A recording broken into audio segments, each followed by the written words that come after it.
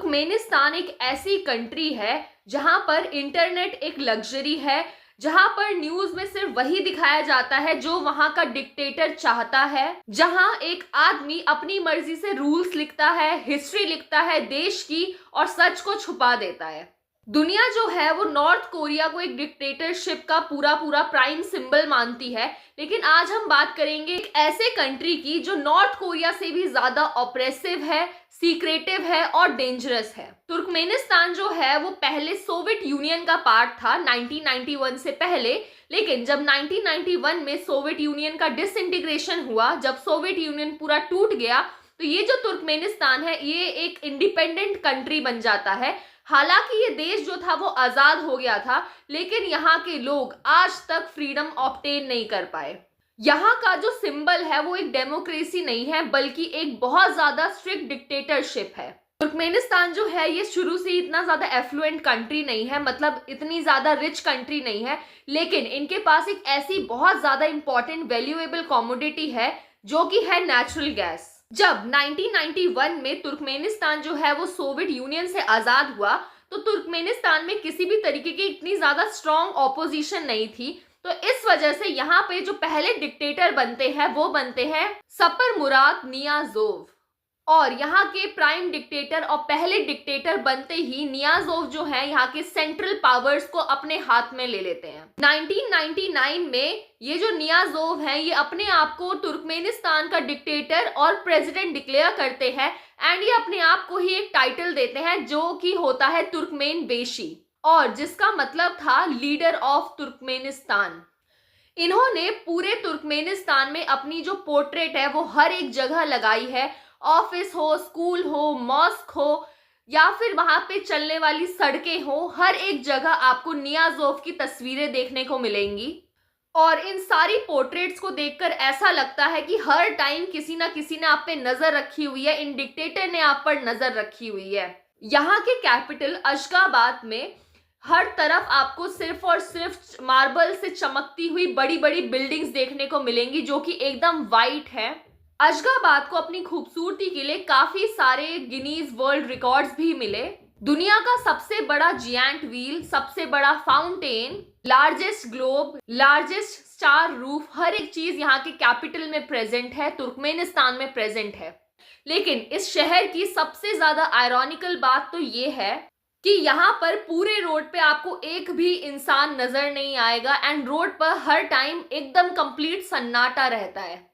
ये सब देखकर ऐसा लगता है कि तुर्कमेनिस्तान को छोड़कर सारे जो वहाँ के लोग हैं कहीं ना कहीं भाग चुके हैं। ये सारी चीजें देखकर ऐसा लगता है कि ये जो इनका कैपिटल सिटी है अशगाबाद, ये जो है सिर्फ दुनिया को दिखाने के लिए बनाया गया है, ना कि जीने के लिए। यहाँ पर बड़े बड़े 8 लेन्स के हाईवेज तो प्रेजेंट है, लेकिन इन पर एक भी गाड़ियां चलती हुई आपको नजर नहीं आएंगी।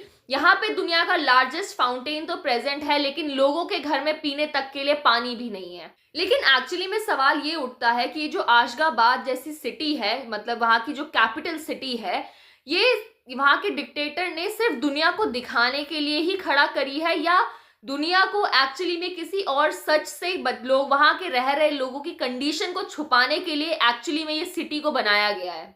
तो अब डिस्कस करते हैं कि एक्चुअली में यहाँ के जो तुर्कमेनिस्तान के जो लोग हैं वो कैसी कंडीशंस में सरवाइव कर रहे हैं तुर्कमेनिस्तान में डिक्टेटरशिप के अंडर। यहाँ के लोगों के पास freedom of expression and information दोनों में से किसी भी तरीके का कोई फ्रीडम नहीं है। यहाँ पे जितने भी मीडिया आउटलेट्स हैं, जितने भी इंफॉर्मेशन गिविंग वेबसाइट्स हैं, वो स्ट्रिक्टली गवर्नमेंट के कंट्रोल में काम करती हैं। यहाँ के हर एक मीडिया आउटलेट्स पे एकदम कंप्लीट सेंसरशिप लगी हुई है। इंटरनेट जो है वो काफी ज्यादा हाईली रिस्ट्रिक्टेड है, एंड यहाँ की जो वेबसाइट्स हैं, सोशल मीडिया साइट्स हैं जैसे फेसबुक, इंस्टाग्राम, यूट्यूब वगैरह, और यहाँ तक कि वीपीएन्स जो हैं वो भी एकदम ब्लॉक्ड हैं। यहाँ के जितने भी जर्नलिस्ट हैं और जो एक्टिविस्ट हैं, उनके हर एक स्टेप पर, उनकी हर एक इंफॉर्मेशन पे क्या वो पब्लिश करेंगे और क्या वो पब्लिश नहीं कर सकते, इन सब चीज़ों पे कड़ी निगरानी रखी जाती है। अगर कोई भी जर्नलिस्ट ऐसा कुछ पब्लिश करता है जो कि गवर्नमेंट के अगेंस्ट होता है तो उनको, ऐसे जर्नलिस्ट को पकड़ के जेल में डाल दिया जाता है एंड बहुत ज्यादा उनको ब्रूटली टॉर्चर किया जाता है। एंड काफी सारे इंसिडेंट्स तो ऐसे हैं जहां पर जर्नलिस्ट कहाँ गया वो पता भी नहीं चलता, उनको डायरेक्टली गायब ही कर देते हैं, वहां की गवर्नमेंट जो है उनको डायरेक्टली गायब ही कर देती है। ह्यूमन राइट्स ऑर्गेनाइजेशंस के अकॉर्डिंग यहाँ पे जो फोर्स्ड डिसअपियरेंसेस है, मतलब लोगों का अचानक से गायब हो जाना, जबरदस्ती गायब हो जाना, ये बहुत ही ज्यादा आम बात है। यहाँ के जो तुर्कमेनिस्तान के लोग हैं इनको सालों तक जेल में बंद करके रखा जाता है बिना किसी जुर्म के, एंड वो भी बिना किसी ट्रायल के।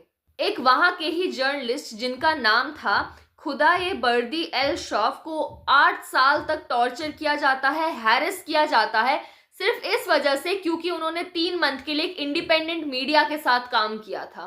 तुर्कमेनिस्तान के जो पुलिस ऑफिसर्स थे उन्होंने एल शौफ को ये तक बोला था कि हम तुम्हें तब तक नहीं छोड़ेंगे जब तक हम तुम्हें ग्रेव तक ना पहुंचा दे। यहाँ के जो डिक्टेटर हैं वो फोर्स करते हैं वहां के छोटे छोटे बच्चों को लाशों की जो बोन्स होती हैं उनको चबाने के लिए, ताकि जो इनके बोन्स हैं, मतलब जो कि टीथ के जो गम्स हैं, वो स्ट्रांग बने। यहाँ पे किसी को भी गोल्ड टीथ लगवाने की भी आजादी नहीं है। यहाँ के जो डिक्टेटर हैं उन्होंने ये पूरा जो तुर्कमेनिस्तान है इसको एक सुनहरे पिंजरे की तरह बनाया हुआ है, जहाँ पे जो रह रहे आम लोग हैं तुर्कमेनिस्तान के वो आजाद होकर भी आजाद नहीं है। प्राइवेट स्पेस का जो कॉन्सेप्ट है वो तुर्कमेनिस्तान में एग्जिस्ट ही नहीं करता।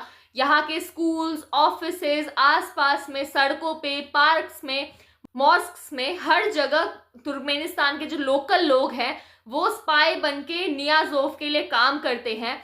यहाँ पे अगर घर में भी लोगों को आपस में कोई बातचीत करनी होती है तो यहाँ पे ये लोग अपने टीवी का जो साउंड होता है वो बढ़ाकर कोई भी बात करते हैं, ताकि मतलब इतना ज़्यादा यहाँ पे जासूस लोग बन चुके हैं कि जो नॉर्मल घर में रह रहे लोग होते हैं उनको भी डर लगता है कि कहीं पड़ोसी उनकी जासूसी जो है वो नियाज़ोव के आगे ना कर दे।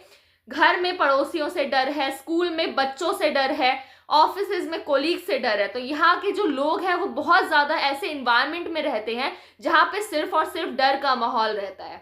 ये जो हालात होते हैं तुर्कमेनिस्तान के लोग के अभी तक तो ठीक थे, लेकिन 2002 में जो नियाज़ोव था, नियाज़ोव का जो कॉन्वॉय था वो सेंट्रल सिटी से निकल रहे थे एंड यहाँ पे जो इनकी गाड़ी होती है उस पर बुलेट से अटैक किया जाता है, जिससे जो नियाज़ोव होते हैं वो समहाउ बच जाते हैं और यहाँ से भाग निकलते हैं।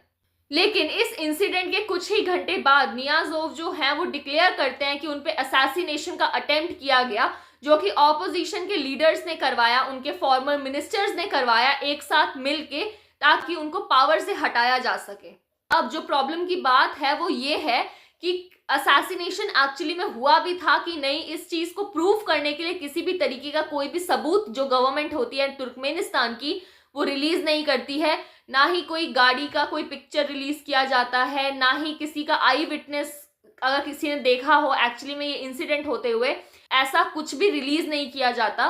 तो एक्चुअली में क्वेश्चन ये उठता है कि ये एक्चुअली में असैसिनेशन अटेम्प्ट हुआ भी था कि नहीं हुआ था, या फिर ये सिर्फ नियाज़ोव का ही एक प्लान था। लेकिन इस असैसिनेशन अटेम्प्ट के बाद जो भी नियाज़ोव कह रहे थे, इसके बाद पूरे तुर्कमेनिस्तान में शुरू होता है सिस्टमैटिक परसिक्यूशन। हजारों लोगों को कैद करके जेल में डाल दिया गया।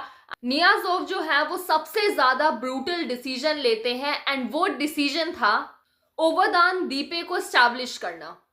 अशगाबाद से 70 किलोमीटर दूर तुर्कमेनिस्तान के रेगिस्तान के बीच में एक ऐसी जगह बनाई जाती है जिसका नाम सुनकर ही तुर्कमेनिस्तान के लोगों की रूह कांपती थी। ये जो ओवदान द्वीपे है ये एक तरीके का सिक्योरिटी प्रिजन है जहां पे लोगों को मेंटली, फिजिकली और इमोशनली काफी ज्यादा हद तक टॉर्चर किया जाता है, जहां के कैदियों पर एक्सट्रीम टॉर्चर का निशान और मार्क्स देखने को मिलते हैं। रेगिस्तान की तपती हुई गर्मी दिन में और रात को यहाँ की जमा देने वाली जो ठंडी है, और इसके अलावा स्टारवेशन जैसी दिक्कतों का सामना करना पड़ता है यहाँ के रह रहे कैदियों को। ये जो प्रिजन है जो नियाज़ोव ने एस्टैब्लिश किया, इसके अंदर काफी सारे सोलिटरी सेल्स हैं और यहाँ के जो कुछ सेल्स हैं वहां पे इतना ज्यादा अंधेरा है कि एक आदमी वहां पे सेल में अंदर बंद है वो दिखाई तक नहीं देता। और यहाँ के कुछ सेल्स का साइज जो है वो इतना ज्यादा छोटा है कि जो कैदी है वो वहां पे जो बंद है वो एक तरीके से प्रॉपर खड़ा भी नहीं हो सकता। यहाँ का तुर्कमेनिस्तान का जो डिक्टेटर है वो हर एक कैदी को धीरे धीरे मारता है ताकि वो दर्द को फील कर सके, टॉर्चर को फील कर सके। अब आखिर सवाल ये उठता है कि तुर्कमेनिस्तान जो है, उनके जो लोग हैं, वहाँ के जो लोकल सिटीजन्स हैं, लोकल जो पीपल हैं, वो डिक्टेटरशिप के खिलाफ अपनी आवाज क्यों नहीं उठाते हैं। तो इसके पीछे रीजन ये है कि जो तुर्कमेनिस्तान का जो डिक्टेटर है उसने सारे लोकल लोगों को अपने ऊपर काफी ज्यादा स्ट्रैटेजिकली डिपेंडेंट बनाया हुआ है। तुर्कमेनिस्तान के जो लोग हैं वो एक शहर से दूसरे शहर तक नहीं जा सकते हैं। इंटरनेशनल और इंटरनल दोनों तरीके की रिस्ट्रिक्शंस, दोनों तरीके की मूवमेंट पे कंप्लीटली रिस्ट्रिक्शंस लगी हुई हैं। अगर अशगाबाद के आप एक रजिस्टर्ड रेजिडेंट नहीं हो तो वहां पे आप रह भी नहीं सकते हो।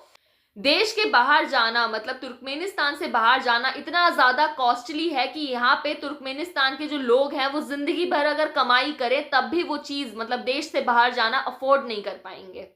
और अगर कोई अफोर्ड कर भी ले बाहर जाना तो उनको पासपोर्ट क्लियरेंस ही नहीं मिलता, और अगर पासपोर्ट क्लियरेंस मिल भी जाए तो वहां की पुलिस है वो एंड टाइम पे किसी भी सिटीजन को बाहर जाने से रोक सकती है।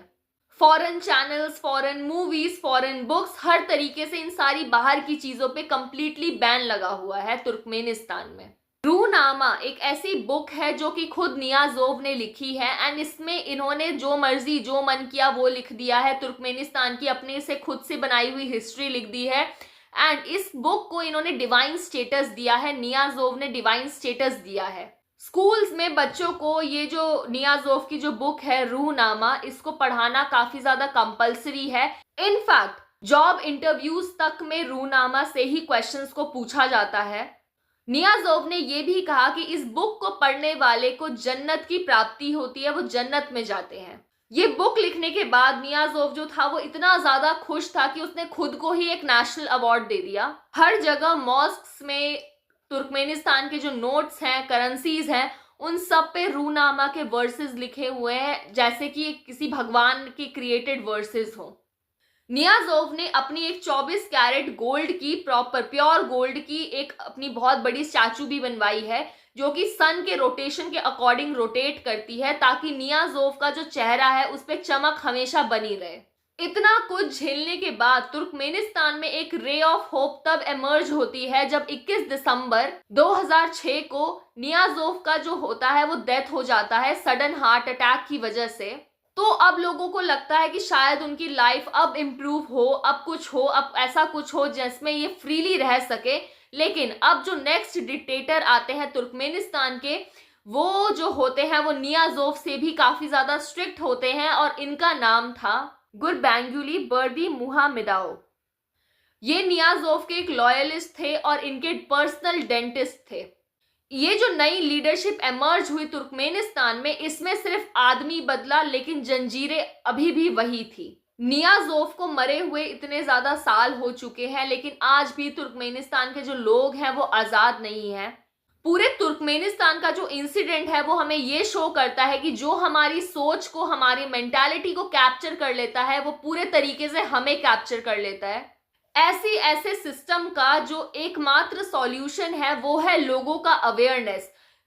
जिस दिन लोग क्रिटिकली इवैल्यूएट करना शुरू करते हैं उस दिन से ही लोगों की सोच को, उनकी मेंटालिटी को कोई भी कंट्रोल नहीं कर सकता। एक लॉजिकल और रैशनल इंसान बनना एक्चुअली में रियल फ्रीडम यही है। तो अगर आपको ये वीडियो पसंद आई हो तो प्लीज लाइक और सब्सक्राइब कर देना। तब तक के लिए see you in the next video.